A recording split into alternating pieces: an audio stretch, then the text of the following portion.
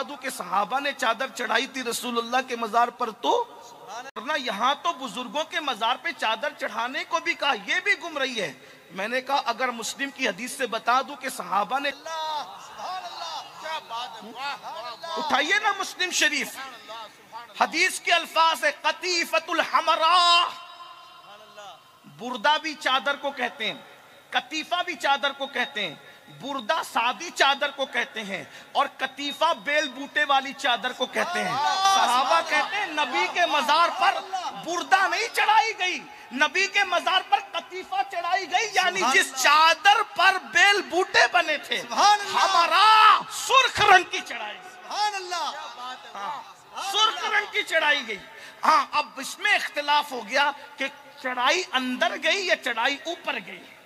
बाकी अगर अंदर भी चढ़ाई गई तो भी आप कामयाब नहीं, और ऊपर चढ़ाई गई तो आप भी कामयाब नहीं, इसलिए कि ना आप ऊपर चढ़ाते हो ना आप नीचे चढ़ाते हो। लेकिन 12 चादर का चढ़ाना सहाबा से साबित हो गया।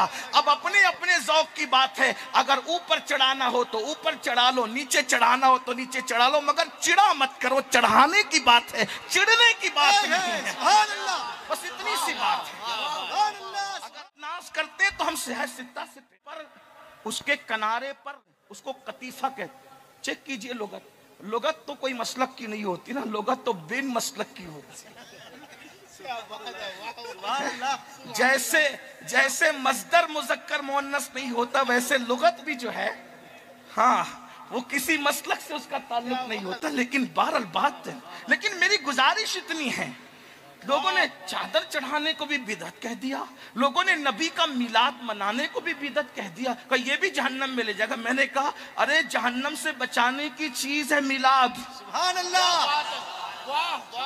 इतने बड़े गुंडे पर अजाब कम हो जाता है सिर्फ पीर के दिन। सुभान अल्लाह। जुमा को कम नहीं होता, पीर को कम होता है, जबकि जुमा सैयदुल अय्याम है। सुभान अल्लाह। लेकिन पीर को क्यों तखफीफ होती है? तो कहा कि मैंने मोहम्मदुर रसूलुल्लाह तो मैं कह रहा हूं, लेकिन उसने कहा था मैंने मोहम्मद इब्ने अब्दुल्ला की खुशी में कनीज को कहा था जा तू आजाद है, ये जा तू आजाद है, तो इसी उंगली से चूसने को मिलता है पानी और अजाब में तखफीफ हो जाती। जो सर्टिफाई काफिर हो, सनद याफ्ता काफिर हो। आपने सनद याफ्ता आलिम और मुफ्ती तो देखे होंगे, लेकिन मैं सनद याफ्ता काफिर की बात करूं, जिसके कुफ्र के सबूत में पूरी सूरत मौजूद है? इतना सनद याफ्ता और पक्का काफिर अगर भतीजा समझकर खुशी कर ले मिलाद पर, तो उसके जहन्नम के अंदर अजाब में कमी हो जाती है और उसको पानी चूसने मिल जाता है।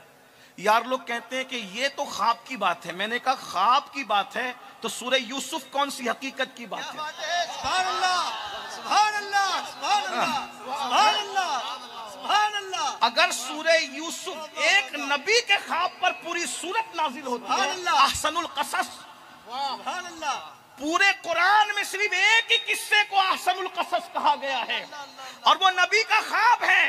अरे नबी ख्वाब देखकर बयान न करे तो ख्वाब, लेकिन जब नबी ख्वाब देखकर बयान कर दे तो वो हदीस रसूल हो जाती है, और जब सहाबी ख्वाब देखकर बयान कर दे तो वो भी हदीस का दर्जा पा लेता है। अगर अब्बास ख्वाब देखकर चुप रह जाते तो किसे खबर थी? हजरत यूसुफ ख्वाब देखकर चुप रह जाते तो किसे खबर थी? लेकिन हजरत अब्बास ने बयान कर दिया तो वो हदीस अब्बास हो गई।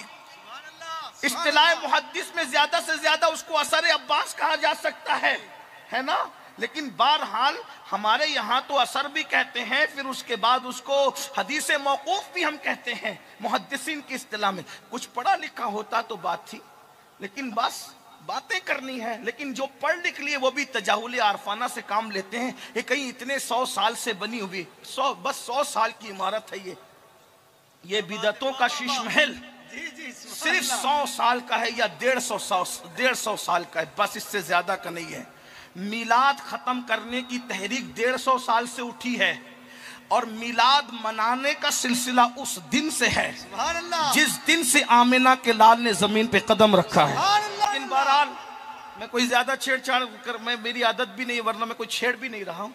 बस बात इतनी है कि मैं आपकी इस्लाह करना चाहता हूँ। आप भी जरा यूट्यूब के नाबालिग मुहक्किक पर ज्यादा फिसलते हो। ये तो हदीस की बात करते। मैंने कहा जिस दिन इमाम अहमद रजा के गुलामों के सामने बैठेंगे ना, उस दिन पता चलेगा। हाँ, हमारे एक आदमी ने इतनी किताबें लिख दी है कि 150 साल में इतना लिखने में कामयाब नहीं हुए।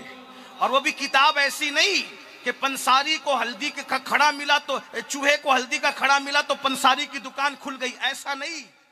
शान ये है कि उसकी तशरीह की जाती है तो कहीं कहीं किताबें तरतीब पा जाती है। इमाम अहमद रजा के इल्म का आलम है, जिसके 14वीं सदी के एक फर्द की इल्मी सलाहियत का ये आलम है। उस मसलक में इमाम आजम की इल्मी सलाहियत का आलम क्या होगा, इमाम बुखारी की इल्मी सलाहियत का आलम क्या होगा। और जब बुखारी और इमाम आजम की इल्मी सलाहियत ये है, तो जिसने इमाम आजम के सर पर जिसको इमाम आजम बनाया ना हाथ रखकर, फिर उस इमाम जाफर सादिक की इल्मी शान का आलम क्या। जो हाथ रख दे तो आजम बना दे, तो जिसका हाथ है वो कितना आजम होगा ना, उसी को दुनिया इमाम जाफर सादिक कहती है। और जब सादिक का ये आलम है तो फिर बाकिर का आलम क्या होगा। और जब बाकिर का ये आलम है तो ज़ैनुल आबिदीन मज़लूम करबला सैयद सज्जाद का आलम क्या होगा। और जब सैयद सज्जाद ऐसा है तो जिसके सीने से सज्जाद ने सीना लगाकर इल्म हासिल किया, उस ताजदार करबला फातह करबला इमाम हुसैन इब्ने अली के इल्म का आलम क्या होगा। और जब हुसैन पाक की इल्मी सलाहियत ये है तो उनके बाबा बाबे मदीनतुल इल्म की इल्मी सलाहियतों का आलम क्या होगा।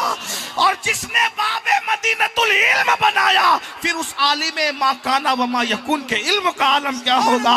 और कोई गैब क्या तुमसे नेहा हो भला, जब ना खुदा ही छुपा तुम पे करोड़ों दुरूद। तो लोगों को इतराने दीजिए, लेकिन हक कहना कि वो ख्वाब में है। हजरत अब्बास ने बयान किया तो वो हदीस है, लेकिन चले मैं हदीस कह रहा हूं तो बुखारी की किताब ख्वाबों की किताब है या हदीस की किताब है। मैं तो आज कह रहा हूं ना, मैं तो आज कह रहा हूं। अगर उसको ख्वाब कह करके ठुकराना चाहते हो तो फिर मानना पड़ेगा कि असहुल कुतुब बादा किताबिल्लाह की फिर हैसियत तुम क्या कर रहे हो। तुम तो ज्यादा ठेकेदार बनते, जानशीन बनते हो ना इमाम बुखारी के।